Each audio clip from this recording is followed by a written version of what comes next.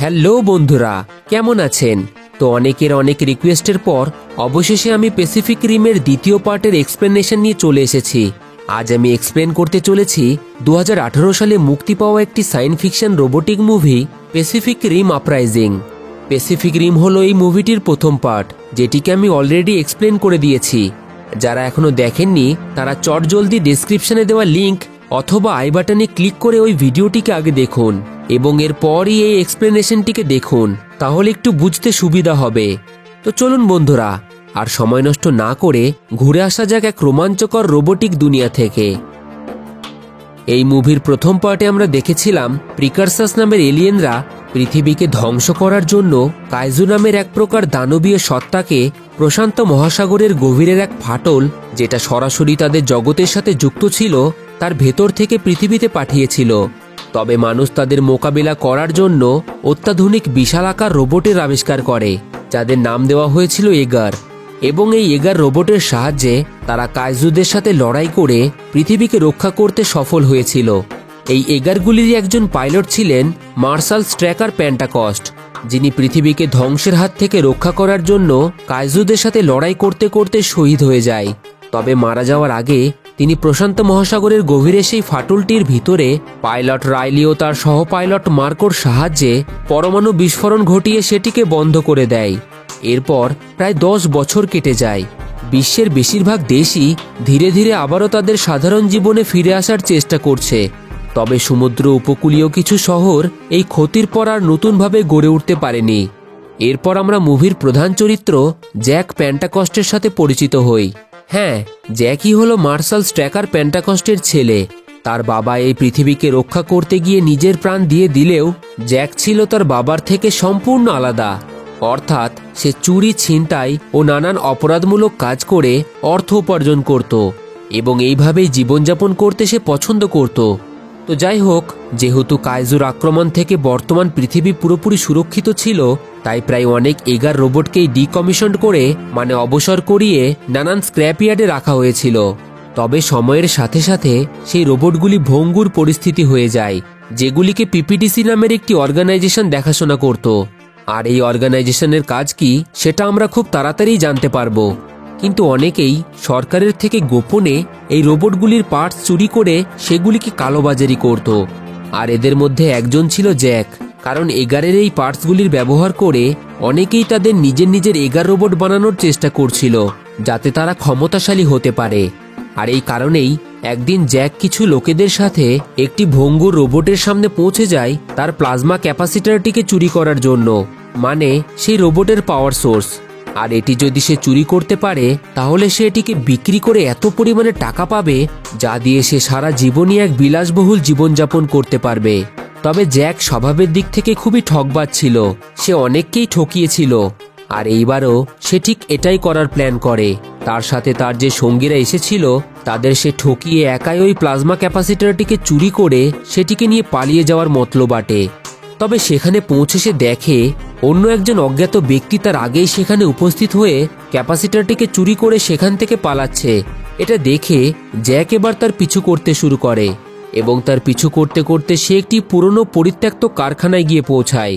সেখানে পৌঁছে সে সিঙ্গেল পাইলটের একটি ছোট্ট এগার রোবটকে দেখতে পায়, যেটা পুরোপুরি তৈরি হয়ে গেলেও তার পাওয়ার সোর্স মানে সেই প্লাজমা ক্যাপাসিটরটিকে লাগানো এখনো বাকি ছিল। ঠিক তখনই হঠাৎই ওই অজ্ঞাত ব্যক্তি পিছন দিক থেকে জ্যাকের উপর আক্রমণ করে বসে। জ্যাক সতর্ক হয়ে নিজেকে রক্ষা করে সেই অজ্ঞাত ব্যক্তিকে খুব সহজেই এক ঝটকায় নিচে ফেলে দেয়, যার ফলে সে দেখে সেই ব্যক্তি আর কেউ নয়, সে হলো একটি ছোট্ট বাচ্চা মেয়ে, যার নাম হলো আমারা। আমারার কাছ থেকে সে জানতে পারে এই এগার রোবটটিকে সে নিজেই বানিয়েছে এবং এর নাম দিয়েছে সে স্ক্র্যাপার। তবে জ্যাক পরিকল্পনা করে সে যদি কোনোভাবে তাকে বুঝিয়ে সুঝিয়ে এই রোবটটিকে বিক্রি করার জন্য তাকে মানিয়ে নিতে পারে, তাহলে এর থেকে সে বেশ মোটা টাকা উপার্জন করতে পারবে। তাই সে আমারাকে এই রোবটটিকে বিক্রি করার পরামর্শ দেয়। তবে আমারা তাকে এক কথায় মানা করে দেয়, কারণ এটি তার অনেক বছরেরই পরিশ্রমের ফল ছিল। ঠিক তখনই প্যান প্যাসিফিক ডিফেন্স কর্পসের কিছু সিকিউরিটি তাদের ট্র্যাক করে তাদেরকে গ্রেপ্তার করার জন্য সেখানে এসে উপস্থিত হয়। এবার আমি এখানেই বলে দিই প্যান প্যাসিফিক ডিফেন্স কর্পস বা পিপিডিসির এই মুভিতে ভূমিকা কি। সাধারণত এরা হলো পৃথিবীর 21টি ক্ষমতাশালী দেশের একটি আন্তর্জাতিক জোট বা সংস্থা, যাদের প্রধান কাজ হলো যৌথভাবে এগার রোবটকে বানানো এবং তাদের সাহায্যে কাইজুদের সাথে লড়াই করে পৃথিবীকে রক্ষা করা। এছাড়াও তারা সেই সব অপরাধীদের উপর নজর রাখে যারা বেআইনিভাবে এগারের পার্টস চুরি করে সেগুলি দিয়ে নতুন এগার বানানোর চেষ্টা করছে। তো যাই হোক, এই কারণেই তারা সেখানে উপস্থিত হয়ে জ্যাক ও আমারাকে চারিদিক থেকে ঘিরে ফেলে, যার ফলে আমারা তার সেই স্ক্র্যাপার নামের ছোট্ট এগারটিকে চালু করে জ্যাককে সাথে নিয়ে কারখানার ওই বিশাল গেটটিকে ভেঙে সেখান থেকে পালিয়ে যায়। তবে কিছু দূর যাওয়ার পর তারা প্যান প্যাসিফিক ডিফেন্স অর্গানাইজেশনের 1 নভেম্বর এজ্যাক্স নামের বিশাল আকার এগার রোবটের সামনাসামনি গিয়ে উপস্থিত হয়। এজ্যাক্সের রোবটের পাইলট তৎক্ষণাৎ আমারা ও জ্যাককে তাদের রোবটের পাওয়ার সোর্সটিকে বন্ধ করে বাইরে বেরিয়ে এসে তাদের কাছে আত্মসমর্পণ করতে বলে, কারণ তারা একটি বেআইনিভাবে বানানো এগার রোবটকে চালাচ্ছিল। কিন্তু আমারা হার মানার মেয়ে ছিল না। সে কিছু স্মোক বমের সাহায্যে সেখানে ধোঁয়ায় ভরিয়ে দিয়ে চালাকির সাথে এজ্যাক্সের চোখে ধুলো দিয়ে সেখান থেকে পালিয়ে যাওয়ার চেষ্টা করে, যার ফলে এজ্যাক্সের পাইলট এবার শেষমেশ তার ছোট্ট এগারের উপর জোরদার ইলেকট্রিক কারেন্ট দিয়ে তাকে ধূলিসাৎ করে দেয় এবং এরপর তাদের দুইজনকেই গ্রেপ্তার করে পিপিডিসির কারাগারে বন্দি করে রাখা হয়। কারাগারে জ্যাক কৌতূহলবশত আমারাকে এই এগারটিকে বানানোর কারণ সম্পর্কে জিজ্ঞাসা করে, কারণ বেশিরভাগ যারাই বর্তমানে বেআইনিভাবে এগারগুলিকে বানাচ্ছিল তারা বেশিরভাগই সেগুলিকে দিয়ে বেআইনি কাজই করছিল। কিন্তু আমারার সেটিকে বানানোর একটি কারণ ছিল। আমারা তাকে জানাই অনেক বছর আগে সে যখন ছোট ছিল তখন কাইজুর আক্রমণে তার ভাই সহ তার পিতামাতা মানে তার প্রায় পুরো পরিবারের সকল সদস্যই মারা গেছিল। তাদের রক্ষা করার মতো তখন কেউই ছিল না, আর তার বিশ্বাস ভবিষ্যতে আবারও কাইজুরাই পৃথিবীর উপর আক্রমণ করবে। তখন সে তার নিজের প্রাণ বাঁচানোর জন্য কারোর ভরসায় আর থাকতে চায় না, আর এই কারণেই সে এই এগারটিকে বানিয়েছে। তো যাই হোক, কিছুক্ষণ পর সেখানে দুইজন অফিসার এসে জ্যাককে অন্য একটি ঘরে নিয়ে যায়, যেখানে একটি ডিভাইসের সাহায্যে তার সামনে মার্কো মোরি নামের একটি মেয়ের প্রতিচ্ছবি ভেসে ওঠে। আসলে মার্কো মোরি হলো জ্যাকের বড় বোন। মার্কোর বাবা মাও ছোটবেলায় কাইজুর আক্রমণে মারা গেছিল এবং তারপর মার্শাল স্ট্র্যাকার প্যান্টাকস্ট তাকে তার নিজের মেয়ের মতো বড় করে। মার্শাল মারা যাওয়ার পর মার্কো বর্তমানে পিপিডিসির সেক্রেটারি জেনারেল পদে নিয়োগ হয়েছে। মার্কো জ্যাককে জানায় সে আগেও অনেকবার তাকে বাঁচানোর জন্য জেলে এসেছে এবং বারবারই মার্কোকেই তাকে ছাড়ানোর জন্য এখানে আসতে হয়েছে, কিন্তু এইবার সে গুরুতর অপরাধ করার জন্য অভিযুক্ত। তাই তাকে যদি বাঁচতে হয় তাহলে তাকে পুনরায় পিপিডিসির সাথে যুক্ত হতে হবে, কারণ জ্যাকও খুব ভালো একজন এগার পাইলট ছিল এবং এর আগে সে পিপিডিসির হয়ে নতুন ক্যাডেটদের পাইলটের প্রশিক্ষণ দিত। কিন্তু একদিন বিনা অনুমতিতে একটি মার্ক 4 এগার রোবটকে চালানোর অপরাধে তাকে ওই অর্গানাইজেশন থেকে পুরোপুরি বহিষ্কার করা হয়েছিল। কিন্তু বর্তমানে পিপিডিসির একটি নতুন পাইলটের দরকার ছিল যে নতুন ক্যাডেটদের পাইলটের প্রশিক্ষণ দিতে পারত। তাই মার্কো তাকে আরও একবার সুযোগ দিয়ে তার সামনে 2টি প্রস্তাব রাখে। হয়তো সে তার সাথে পিপিডিসিতে যুক্ত হয়ে নতুন ক্যাডেটদের প্রশিক্ষণ দেবে, নয়তো তাকে সারা জীবনই জেলেই থাকতে হবে। এটা শোনার পর শেষমেশ জ্যাক না চাইলেও মার্কোর কথায় তাকে রাজি হতে হয়। পরদিন তাকে এবং আমারাকে একটি বিশেষ অত্যাধুনিক প্লেনে করে চীনের ময়ুল্যান্ড স্যাটারডোমের পিপিডিসির পাইলট একাডেমিতে নিয়ে যাওয়া হয়। সেখানে পৌঁছে আমারা চোখের সামনে একসাথে অনেকগুলি এগার রোবটকে দেখে খুবই খুশি হয়ে যায়। এবার আমারাকে কেন নিয়ে যাওয়া হয় এই প্রশ্নটি সবার মনে হতেই পারে। এর কারণ হলো সে তার নিজের বুদ্ধিমত্তার পরিচয় দিয়ে নানান এগারের পার্টসের সাহায্যে নিজেই একটি এগার বানিয়ে ফেলেছিল এবং সেটিকে চালিয়েও ছিল। আর এই ব্যাপারটি যথেষ্ট ছিল পিপিডিসিতে একটি নতুন ক্যাডেট হিসেবে তাকে ভর্তি নেওয়ার জন্য। যাই হোক, সেখানে পৌঁছে তাদের সাথে রেঞ্জার ন্যাট লেম্বার্টের সাথে পরিচয় হয়। এর আগে নেটি ছিল জ্যাকের কো পাইলট এবং তারা জিপসি অ্যাভেঞ্জার নামে একটি এগার রোবটের পাইলট ছিল। তবে তারা একে অপরকে খুব একটা পছন্দ করত না, যেটা তাদের কথোপকথন থেকেই বোঝা যাচ্ছিল। এরপর রেঞ্জার নেট আমারা ও জ্যাকের সাথে তাদের নতুন ভর্তি হওয়া ক্যাডেটদের পরিচয় করিয়ে দেয় এবং তাদের প্রত্যেকজনকেই এগার পাইলট রূপে বেছে নেওয়ার জন্য রেঞ্জার নেট ও জ্যাক এবার ট্রেনিং দেওয়া শুরু করে। কিন্তু সকলের মধ্যে আমারা ওই বিশাল এগার রোবটগুলিকে কন্ট্রোল করতে বারবারই ব্যর্থ হয়। অন্যদিকে শাও ইন্ডাস্ট্রির মালিক ও সিইও লিওয়েন শাও সায়েন্টিস্ট নিউটন গিজলারের সাথে সেখানে এসে উপস্থিত হয়। আর নিউটন হলো সেই সায়েন্টিস্ট যে এর আগে পিপিডিসির হয়েই কাজ করত। তবে বর্তমানে সে শাও ইন্ডাস্ট্রির হয়ে কাজ করে।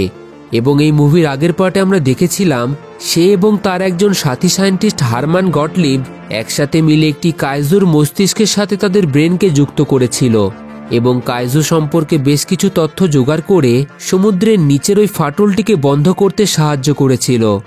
তো যাই হোক, এখন সে শাও ইন্ডাস্ট্রির সাথে মিলে বেশ কিছু অ্যাডভান্স ড্রোন রোবটের আবিষ্কার করেছে। আর এই রোবটগুলি এতটা অ্যাডভান্স যে সেগুলিকে দূর থেকেই একটিমাত্র পাইলটের দ্বারাই নিয়ন্ত্রণ করা যায়। আর লিউয়েন শাওয়ের পরিকল্পনা ছিল তারা বিশ্বজুড়ে এই বিপুল সংখ্যক রোবট ড্রোনগুলিকে মোতায়েন করবে। মানে রোবট যখন কাইজুদের সাথে লড়াই করবে তখন সেই রোবটের পাইলট তার ভিতরে না থেকে দূর থেকে সেটিকে কন্ট্রোল করতে পারবে, যার ফলে পাইলটের প্রাণের ঝুঁকি একেবারেই কমে যাবে। তবে এই ড্রোনগুলিকে আইনিভাবে চালু করার জন্য লিউয়েন শাওয়ের সরকারের অনুমতি দরকার ছিল। কিন্তু পিপিডিসির সকল সদস্যরা লিউয়েন শাওয়ের কথায় সহমত হলেও মার্কোর এই ড্রোনগুলির প্রতি খুব একটা ভরসা ছিল না। তার ধারণা ছিল যে রোবটগুলিকে দূর থেকে কন্ট্রোল করা যায়, সেগুলিকে খুব সহজেই হ্যাকও করা যায়, আর এটি একসময় তাদেরই বিপদের কারণ হতে পারে। তাই শাও ইন্ডাস্ট্রির ড্রোনগুলিকে অনুমোদন দেওয়া হবে কি না সেই সিদ্ধান্ত নেওয়ার জন্য পরদিন অস্ট্রেলিয়ায় একটি কাউন্সিল সামিটের মিটিংয়ের আয়োজন করা হয়, যেখানে মার্কো জ্যাককে তার সহ পাইলট নেটকে সাথে নিয়ে তাদের জিপসি অ্যাভেঞ্জার 11-এর সাথে সেখানে উপস্থিত থাকতে বলে। অন্যদিকে সায়েন্টিস্ট নিউটন তার সাথী সায়েন্টিস্ট গটলিবের সাথে দেখা করে। সে এখনও পিপিডিসির হয়েই কাজ করে। গটলিব তাকে তার অদ্ভুত আবিষ্কার সম্পর্কে জানায়। সে কাইজুর রক্তের সাথে পৃথিবীর কিছু খনিজ পদার্থের মিশ্রণ ঘটিয়ে এমন এক উত্তেজক তরল পদার্থের আবিষ্কার করেছে যার সাহায্যে সে এগারের মধ্যে রকেট থ্রাস্টার ইনস্টল করতে পারবে, যার ফলে এগারগুলিকে খুব সহজেই চটজলদি হেলিকপ্টারের সাহায্য ছাড়াই তাদের গন্তব্যস্থলে সময় মতো মোতায়েন করা যাবে। তবে তার কথায় নিউটন খুব একটা গুরুত্ব দেয় না, কারণ এমনিতেই খুব তাড়াতাড়ি তাদের ড্রোনগুলি পুরো পৃথিবীতে ছড়িয়ে যাবে, তাই সে সেখান থেকে চলে যায়। পরদিন অস্ট্রেলিয়ার সিডনিতে তাদের মিটিংয়ের আয়োজন করা হয়, যেখানে জ্যাক ও নেট তাদের জিপসি অ্যাভেঞ্জারকে নিয়ে পৌঁছে যায়। অন্যদিকে মার্কো একটি হেলিকপ্টারে করে সেই স্থানের দিকেই আসছিল। ঠিক তখনই হঠাৎই সমুদ্রের গভীর থেকে অবসিডিয়ান ফিউরি নামের একটি বেআইনি এগার রোবট বেরিয়ে এসে হঠাৎই তাদের উপর আক্রমণ করে দেয়। সে বেশ কিছু মিসাইল তাদের দিকে লঞ্চ করে, তবে সময় মতো তারা সাইড হয়ে গেলে সেই মিসাইল পাশের বিল্ডিংয়ে বিস্ফোরণ ঘটায়, যার ফলে সেই বিল্ডিংয়ের উপর থেকে একটি হেলিপ্যাড ভেঙে নিচের দিকে পড়তে থাকে। কিন্তু সেটা মানুষের উপর পড়ার আগেই জিপসি অ্যাভেঞ্জার সেটিকে ধরে ফেলে এবং পাল্টা ওই অবসিডিয়ান ফিউরি রোবটের দিকে ছুড়ে দেয়। তবে অবসিডিয়ান ফিউরি রোবটটি ছিল খুবই পাওয়ারফুল একটি রোবট এবং তার পাইলটও খুবই দক্ষ ছিল, যার ফলে তাকে হারানোটা জিপসি অ্যাভেঞ্জারের পক্ষে খুবই মুশকিল হয়ে দাঁড়ায়। তাদের লড়াই চলাকালীন দুর্ভাগ্যবশত একটি মিসাইলের বিস্ফোরণে মার্কোর হেলিকপ্টারটি ক্ষতিগ্রস্ত হয় এবং সেটি নিয়ন্ত্রণ হারিয়ে নিচের দিকে পতিত হতে শুরু করে। তাই জ্যাক ও নেট তৎক্ষণাৎ তাকে বাঁচানোর জন্য সেই দিকে ছুটে যায়। তবে অনেক চেষ্টা করার পরেও সামান্য একটুর জন্য তারা ওই হেলিকপ্টারটিকে ধরতে পারে না। সেটি নিচে ক্র্যাশ হয়ে ধ্বংস হয়ে যায় এবং এর সাথে জ্যাকের বড় বোন মার্কো, যাকে সে তার প্রাণের থেকেও বেশি ভালোবাসত, সে প্রাণ হারায়। ইতিমধ্যে আরও 3টি এগার রোবটকে জিপসি অ্যাভেঞ্জারের সাহায্য করার জন্য সেখানে পাঠিয়ে দেয়, যার ফলে অবসিডিয়ান ফিউরি নামের ওই রোবটটি তৎক্ষণাৎ সেখান থেকে পালিয়ে যায়। জ্যাকের বাবা মার্শাল স্ট্র্যাকার প্যান্টাকস্টের মৃত্যুর পর তার একমাত্র পরিবার বলতে ছিল তার বড় বোন মার্কো, তবে তাকেও এবার হারানোর পর সে অনেকটাই ভেঙে পড়ে। অন্যদিকে ডক্টর হারমান গটলিব জানতে পারে মার্কো মারা যাওয়ার আগে তাদেরকে একটি জায়গার ঠিকানা পাঠিয়েছে, আর সেটি হলো রাশিয়ার সেভারনিয়া জ্যামলিয়াতে অবস্থিত অনেক বছর আগের পিপিডিসির একটি ফ্যাক্টরি, যেখানে অনেক বছর আগে এগার রোবটেরই পাওয়ার কোর তৈরি করা হতো। তবে অনেক দিনই হলো সেটি বন্ধ হয়ে পড়ে রয়েছে। তাই তারা সকলেই অনেকটা অবাক হয় যে মার্কো কেনই ওই রকম একটি বন্ধ হয়ে পড়ে থাকা ফ্যাক্টরির ঠিকানা পাঠাবে। তাই এর পিছনে আসল রহস্যটি কি সেটি জানার জন্য জ্যাক বর্তমান পিপিডিসির মার্শাল কোয়ানের কাছ থেকে অনুমতি নিয়ে তাদের জিপসি অ্যাভেঞ্জার এগার রোবটকে নিয়ে সেই লোকেশনের উদ্দেশ্যে রওনা দেয়। অন্যদিকে চায়নার সাংহাই শহরের শাও ইন্ডাস্ট্রির মালিক লিউয়েন শাও ডক্টর নিউটনকে জানায় তাদের ড্রোনগুলি মোতায়েন করার অনুমতি তারা সরকারের কাছ থেকে পেয়ে গেছে, তবে শুধু আপাতকালীন পরিস্থিতিতে, আর এর জন্য তাদের মাত্র 48 ঘন্টা সময় দেওয়া হয়েছে। তাই ডক্টর নিউটনকে যেহেতু ড্রোনগুলি তৈরির দায়িত্ব দেওয়া হয়েছিল, তাই তাকে লিউয়েন শাও সকল ড্রোনগুলিকে রেডি করার অর্ডার দেয়। রাতে কাজ শেষে অফিস থেকে বাড়ি ফেরার পর ডক্টর নিউটন তার বাড়িতে অ্যালিস নামে পরিচিত কারোর সাথে কথা বলতে শুরু করে, কিন্তু অন্য দিক থেকে কোনো উত্তরই আসে না। তবে সেটি কে জানতে পারলে হয়তো আপনারাও অবাক হবেন। দেখা যায় অ্যালিস হলো একটি কাইজুর মস্তিষ্ক। হ্যাঁ, ঠিকই শুনেছেন, সে তার বাড়িতে এখনো পর্যন্ত একটি কাইজুর ব্রেনকে সুরক্ষিত করে রেখে দিয়েছে এবং প্রায় প্রত্যেক দিনই সে ওই ব্রেনের সাথে তার নিজের ব্রেনকে যুক্ত করে। তবে সে সেটি কেন করে সেটা খুব তাড়াতাড়ি জানতে পারবেন। তো যাই হোক, এদিকে জ্যাক ও নেট তাদের জিপসি অ্যাভেঞ্জার এগার রোবটকে নিয়ে রাশিয়ার সাইবেরিয়ার মাঝ বরাবর সেই স্থানে পৌঁছে যায়। তবে সেই জায়গাটিকে পর্যবেক্ষণ করার আগেই অবসিডিয়ান ফিউরি নামের ওই এগার রোবটটি হঠাৎই সেখানে উপস্থিত হয়ে তাদের উপর পিছন দিক থেকে আক্রমণ করে, যার ফলে পাল্টা জবাবে তারা এবার অবসিডিয়ানের সাথে ভয়ানক লড়াই শুরু করে দেয়। প্রথম তাদের মধ্যে লড়াই সমানভাবে হলেও লড়াইয়ের এক পর্যায়ে এসে জ্যাক ও নেট খুবই চালাকির সাথে একের পর এক তার উপর প্রহার করে তার পাওয়ার কোরটিকে নষ্ট করে দেয়। এরপর তারা অবসিডিয়ান ফিউরির পাইলটদের বাইরে বেরিয়ে তাদের কাছে স্যারেন্ডার করতে বলে, কিন্তু যখন তারা কোনো সাড়া শব্দ পায় না তখন কৌতূহলবশত তারা এগারটির হেলমেটটিকে ভেঙে ফেলে, যার ফলে তারা যা দেখে সেটা হয়তো তারা কল্পনাও করতে পারেনি। তারা দেখে এগার রোবটটি একটি কাইজুর ব্রেন দ্বারা পরিচালিত হচ্ছিল, মানে সেটিকে কোনো পাইলট চালাচ্ছিল না। এটা দেখার পর তারা দুইজনে হতভম্ব হয়ে যায়। এরপর তারা এগারটিকে পরীক্ষা নিরীক্ষা করার জন্য তাদের সাথে পিপিডিসির হেডকোয়ার্টারে নিয়ে আসে, যেখানে ডক্টর গটলিব সেই ব্রেনটিকে পর্যবেক্ষণ করার পর জানতে পারে এটি কোনো মানুষের কাজ, কারণ প্রায় 10 বছর সেই ফাটলটি বন্ধ হয়ে পড়ে রয়েছে। এর মানে তার ভেতর থেকে কোনো কাইজুর বাইরে বেরিয়ে আসার কোনো প্রশ্নই ওঠে না। একই সময়ে আমারা এবং আরও কয়েকজন ক্যাডেট কৌতূহলবশত অবসিডিয়ান ফিউরি নামের এগারটিকে দেখার জন্য সকলের চোখের আড়ালে তার ভিতরে প্রবেশ করে। সেখানে গিয়ে তারা দেখে কাইজুটির ব্রেনটি এমনভাবে ওই এগারের সাথে জুড়ে রয়েছে, ব্রেনটি ধীরে ধীরে ভিতর থেকে এগারটির মধ্যে তার মাংসপেশির সৃষ্টি করে ফেলেছে। ঠিক তখনই সেখান থেকে এক প্রকার অদ্ভুত অ্যাসিড জিনহাই নামের একটি ক্যাডেটের হাতের উপরে পড়ে, যা তার হাতটিকে পুড়িয়ে দেয়। আর এই সকল ঘটনার পর পিপিডিসির প্রধান মার্শাল কোয়ান আমারাকে এই প্রোগ্রাম থেকে বহিষ্কার করার সিদ্ধান্ত নেয়। তবে আমারা জ্যাককে এক অবিশ্বাস্যকর কথা বলে। সে জানায় এই অবসিডিয়ান ফিউরি রোবটটিকে আর কেউ নয়, শাও ইন্ডাস্ট্রি বানিয়েছে, কারণ সে যখন এর ভিতরে গেছিল তখন সে শাও ইন্ডাস্ট্রির অনেক টেকনোলজি তার মধ্যে লক্ষ্য করে। এই খবর অবিশ্বাস্যকর হলেও জ্যাক ও নেট গটলিবকে শাও ইন্ডাস্ট্রির উদ্দেশ্যে পাঠিয়ে দেয়, কারণ তাদের সরাসরি সন্দেহ কোম্পানির মালিক লিউয়েন শাওয়ের উপরে গিয়ে পড়ে। কিন্তু ততক্ষণে অনেক দেরি হয়ে গেছিল। শাও ইন্ডাস্ট্রির 2টি ড্রোন তাদের পিপিডিসির হেডকোয়ার্টারে পৌঁছে যায় এবং হঠাৎই নিমেষের মধ্যে সেগুলি পরিবর্তন হতে শুরু করে, কারণ তাদের প্রত্যেকের মধ্যেও একটি করে কাইজুর ব্রেন ইনস্টল করা ছিল। তারা সেখানে উপস্থিত হওয়া মাত্র ধ্বংসলীলা শুরু করে দেয় এবং একে একে অনেক এগার রোবটকেই ধ্বংস করে ফেলে। তাদের পাল্টা আক্রমণ করার কোনো সুযোগই দেয় না।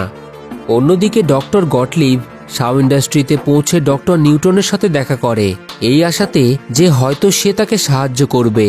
কিন্তু সেখানে গিয়ে সে জানতে পারে এই সকল কিছুর পিছনে আসলে নিউটনই রয়েছে এবং সেই এই সকল কিছু করছে। কারণ আমরা এই মুভির আগের পার্টে দেখেছিলাম নিউটন তার ব্রেনকে কাইজুর ব্রেনের সাথে যুক্ত করেছিল এবং বর্তমানেও সে প্রায় প্রতিদিনই কাইজুর সাথে তার ব্রেনকে যুক্ত করে। আর এই কারণেই প্রিকারসাস নামের সেই এলিয়েন প্রজাতিরা বর্তমানে তার ব্রেনকে পুরোপুরি নিয়ন্ত্রণ করছে এবং তাকে দিয়েই এই সকল কিছু করাচ্ছে। তবে গটলিবের অনেকবার বোঝানোর সত্ত্বেও সে উল্টে আরও অনেকগুলি ড্রোনকে অ্যাক্টিভ করে দেয়। ঠিক তখনই লিউয়েন শাও এই সকল কিছু জানার পর সেখানে উপস্থিত হয়ে নিউটনের দিকে বন্দুক তাক করে তাকে হত্যা করার চেষ্টা করে। তবে গটলিব তাকে বাধা দেয়, কারণ সে জানতো নিউটন পুরোপুরি নির্দোষ, তাকে দিয়ে এলিয়েনরা এই সকল কিছু করাচ্ছে। তো যাই হোক, অন্যদিকে দেখানো হয় রোবট ড্রোনগুলি আমেরিকা, হাওয়াই, চায়না ও আলাস্কা সহ পৃথিবীর আরও অনেক জায়গায় সমুদ্রের গভীরে সেই ফাটলগুলিকে খুলতে শুরু করেছে, যাতে অন্য জগৎ থেকে কাইজুরা পুনরায় পৃথিবীতে আসতে পারে। এবং কিছুক্ষণের মধ্যেই দেখা যায় কাইজুরা ওই ফাটল থেকে বাইরে বেরিয়ে আসতে শুরু করেছে। অন্যদিকে ডক্টর গটলিব ও লিউয়েন শাও ড্রোনগুলির কন্ট্রোল নিজের হাতে নিয়ে সেগুলিকে নিয়ন্ত্রণ করার চেষ্টা করতে থাকে এবং অনেক চেষ্টার পর অবশেষে তারা সফল হয়। কিন্তু দুর্ভাগ্যবশত 2টি ক্যাটাগরি 4 এবং একটি ক্যাটাগরি 5 এর কাইজু ওই ফাটলটি বন্ধ করার আগেই তার ভিতর থেকে বাইরে বেরিয়ে আসে এবার ক্যাটাগরি 4 এবং ক্যাটাগরি 5 কি সেটা একটু ভালোভাবে বুঝিয়ে দিই। প্রত্যেক কাইজুকে ক্যাটাগরি অনুযায়ী ভাগ করা হয়েছিল, যেটা আমরা আগের মুভিতেই দেখেছি। যার যত ক্যাটাগরি বেশি সে আকারে ঠিক ততটাই বড়। তো যাই হোক, লিউয়েন শাও ও ডক্টর গটলিভ, জ্যাক ও বাকি সকলকে সাহায্য করার জন্য শাও ইন্ডাস্ট্রির সকল সদস্যদের নিয়ে পিপিডিসিতে উপস্থিত হয় এবং অনেকক্ষণ রিসার্চ করার পর ডক্টর কাইজুদের আসল উদ্দেশ্য সম্পর্কে জানতে পারে। তিনি বলেন এই কাইজুগুলি জাপানের মাউন্ট ফুজি নামের আগ্নেয়গিরির দিকে দ্রুতগতিতে এগোচ্ছে, কারণ তারা আগ্নেয়গিরিতে এক ভয়াবহ বিস্ফোরণ ঘটাতে চায়। এর কারণ ডক্টর আগেই বলেছিলেন যে কাইজুর রক্ত পৃথিবীর নানান খনিজ পদার্থের সংস্পর্শে আসা মাত্র খুবই উত্তেজক তরলে পরিণত হয়, আর এটি প্রিকারসাস প্রজাতির ওই এলিয়েনদের প্রধান উদ্দেশ্য। তারা কাইজুদের রক্ত মাউন্ট ফুজির আগ্নেয়গিরির সংস্পর্শে নিয়ে এসে পৃথিবীতে বিস্ফোরণ ঘটিয়ে বায়ুমণ্ডলে এমন এক বিষাক্ত গ্যাসের সৃষ্টি করতে চায় যা পুরো মানব জাতিকেই নিমেষের মধ্যে ধ্বংস করে দিতে পারে। তবে তাদের কাছে কাইজুদের সাথে লড়াই করার মতো জিপসি অ্যাভেঞ্জার ছাড়া আর কোনো এগার রোবটই ছিল না, কারণ তাদের রোবটগুলিকে ওই ড্রোনগুলি প্রায় ধ্বংসই করে দিয়েছিল। তাই তাদের কাছে এখন একটিমাত্র উপায় বেঁচে থাকে, যেভাবেই হোক ধ্বংস হয়ে যাওয়া রোবটগুলিকে পুনরায় রিপেয়ার করে সেগুলিকে যুদ্ধের জন্য তৈরি করা। তাই তারা সকলে মিলে একজুট হয়ে এবার সেগুলিকে রিপেয়ার করা শুরু করে এবং তাদেরকে সাহায্য করার জন্য আমারাকে পুনরায় পিপিডিসিতে যুক্ত করে নেওয়া হয়, কারণ সে এগার রোবট বানাতে একেবারে এক্সপার্ট ছিল। এরপর তারা সকলে মিলে ধ্বংস হয়ে যাওয়া এগার রোবটগুলিকে রিপেয়ার করে ফেলে। তবে তাদের সামনে আরও একটি সমস্যা এসে দাঁড়ায়। ওই ড্রোনগুলির আক্রমণে প্রায় অনেক এগার পাইলটই শারীরিক দিক থেকে জখম হয়ে পড়েছিল। তাই জ্যাক এবার নতুন ভর্তি হওয়া ক্যাডেটদেরই পাইলট পদে নিযুক্ত করে এবং তাদের সকলকে দেশপ্রেমের এক অসাধারণ স্পিচ দিয়ে যুদ্ধের জন্য তৈরি করে। এরপর তারা ডক্টর গটলিবের বানানো থ্রাস্টারের সাহায্যে তাদের এগারগুলিকে নিয়ে জাপানের উদ্দেশ্যে রওনা দেয়। অন্যদিকে জাপানে ওই তিনটি কাইজু ধ্বংসলীলা চালিয়ে যায়। আশেপাশের মানুষ নিজেদের প্রাণ বাঁচিয়ে বাংকারের মধ্যে পালাতে থাকে। ঠিক তখনই সেখানে Gypsy Avenger, Guardian Bravo, Bracer Phoenix এবং সাবের অ্যাথেনার এন্ট্রি হয়, মানে সেই চারটি এগার। এবার চারটি এগার রোবটের সাথে ওই তিনটি দানবীয় কাইজুর সাথে এক ভয়াবহ লড়াই শুরু হয়ে যায়। রোবটগুলি এতটাই অ্যাডভান্স ছিল যে তাদের সামনে কাইজুগুলি আর বেশিক্ষণ টিকে থাকতে পারে না। একের পর এক এগারের প্রহারে তারা আঘাতপ্রাপ্ত হয়। একই সময়ে নিউটন পাশের একটি বিল্ডিং থেকেই সকল কিছু লক্ষ্য করছিল। যখন সে দেখে কাইজুগুলি প্রায় হেরে যেতেই চলেছে, তখন সে জাপানের টোকিও শহরের শাও ইন্ডাস্ট্রির একটি রোবট বানানোর ফ্যাক্টরি থেকে হাজারে হাজারে ছোট ছোট রোবট ওই কাইজুদের দিকে পাঠিয়ে দেয় এবং অবাক করার বিষয়, ওই ছোট ছোট রোবটগুলি নিমেষের মধ্যে ওই তিনটি কাইজুকে একসাথে জুড়ে এক বিশালাকার মেগা কাইজুতে পরিণত করে, যেটা এতটাই বিশাল ও ক্ষমতাশালী ছিল যে তাকে হারানোটা এবার এগার রোবটগুলির পক্ষে অসম্ভব হয়ে দাঁড়ায়। একে একে কাইজুটি তিনটি এগারকে খুব সহজেই ধ্বংস করে দেয়, যার ফলে সুরেশ নামের একটি পাইলট এতে প্রাণ হারায়। তবে সময় মতো বাকি সকলেই এগার থেকে বেরিয়ে আসে এবং সৌভাগ্যবশত তারা প্রাণে বেঁচে যায়। এরপর জিপসি অ্যাভেঞ্জার একাই কাইজুটিকে বাধা দেওয়ার চেষ্টা করে, তবে কাইজুটি তার লেজ দিয়ে জিপসি অ্যাভেঞ্জারের মেইন কন্ট্রোল সেন্টারে প্রহার করে, আর এতে পাইলট নেট আঘাতপ্রাপ্ত হয়। তবে জ্যাকের একার পক্ষে এই রোবটকে নিয়ন্ত্রণ করা অসম্ভব ছিল, যার ফলে আমারা তাকে সাহায্য করার জন্য সেখানে উপস্থিত হয় এবং নেটকে জিপসি অ্যাভেঞ্জার থেকে বাইরে বার করে দিয়ে জ্যাক ও আমারা এবার জিপসি অ্যাভেঞ্জারকে কন্ট্রোল করতে থাকে। তবে ততক্ষণে ওই কাইজুটি মাউন্ট ফুজির অনেকটা কাছাকাছি পৌঁছে যায়, কিন্তু জিপসি অ্যাভেঞ্জারের একার পক্ষে কাইজুটিকে হারানো অসম্ভব ছিল। তাই জ্যাক একটি পরিকল্পনা করে। সে একটি থ্রাস্টারের মাধ্যমে জিপসি অ্যাভেঞ্জারকে নিয়ে আকাশের দিকে উড়িয়ে নিয়ে গিয়ে সরাসরি সেখান থেকে নিচের দিকে দ্রুতগতিতে পতিত হয়ে ওই কাইজুর সাথে সজোরে ধাক্কা লাগিয়ে তাকে মারার পরিকল্পনা করে, যাতে সে পৃথিবীর মধ্যাকর্ষণ শক্তির ব্যবহার করে তার এগার রোবটটিকে উল্কাপিণ্ডের মতো ওই কাইজুর উপর ফেলতে পারে। আর এই কাজে সাহায্য করার জন্য লিউয়েন শাও আমারার সেই ছোট্ট রোবটটিকে কন্ট্রোল করে একটি রকেট থ্রাস্টার পাঠিয়ে দেয়।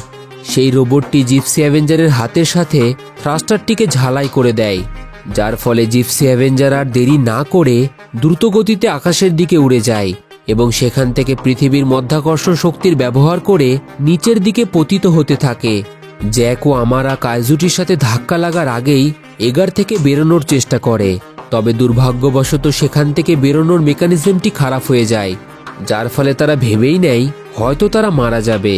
কিন্তু ঠিক তখনই সকলকে অবাক করে দিয়ে ওই ছোট্ট রোবটটি সেখানে উপস্থিত হয়ে সময় মতো তাদেরকে সেখান থেকে উদ্ধার করে এবং এরপর জিপসি অ্যাভেঞ্জার দ্রুতগতিতে কাইজুর সাথে সজোরে ধাক্কা মারে, যার ফলে তাদের পরিকল্পনা মতো সেই কাইজুটি সেখানেই মারা যায়। অন্যদিকে নিউটনকে দেখানো হয় যে এখনো হার মানেনি, সে আরও নতুন কিছু প্ল্যান করার চেষ্টা করে। কিন্তু ঠিক তখনই নেট সেখানে উপস্থিত হয়ে সুযোগ বুঝে তার মুখে একটি সজোরে ঘুষি মেরে শেষমেশ তাকে গ্রেপ্তার করে নেয়। মিড ক্রেডিট সিনে দেখানো হয় নিউটনকে পিপিডিসিতে একটি বিশেষ ঘরে আটক করে রাখা হয়েছে। তার মস্তিষ্কে থাকা প্রিকারসাস এলিয়েনরা তার মাধ্যমে সকলকে জানিয়ে দেয় তারা পুনরায় ফিরে আসবে এবং এই পৃথিবীকে পুরোপুরি ধ্বংস করে দেবে।